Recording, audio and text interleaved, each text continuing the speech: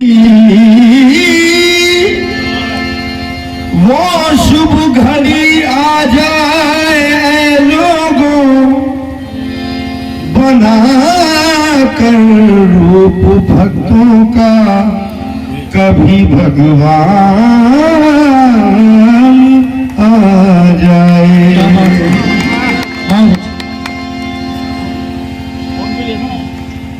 लेकिन सजाओ प्रेम से मंडप, धनुषधारी भी आएंगे। इन 4 पंखुड़ियों पर आप सभी लोगों से ध्यान चाहूंगा कि सजाओ प्रेम से मंडप, धनुषधारी भी आएंगे और अभी कैलाश पर्वत से जटाधारी भी आएंगे। ये है संगीत का जादू जो ले आया है राधा को। मेरा दावा है लोगों की बनवारी भी आएंगे। मेरा दावा है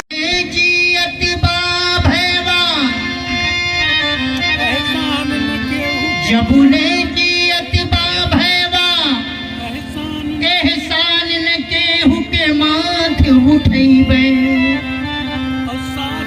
गोद में भारी के जबुने जियत बा भैवा, एहसान न केहू के माथ उठैबे।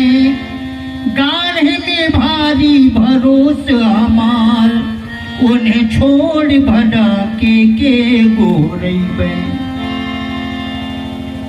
के 5 पति पर ऐसी गति, यही देश में साझ ही आग लगैबे।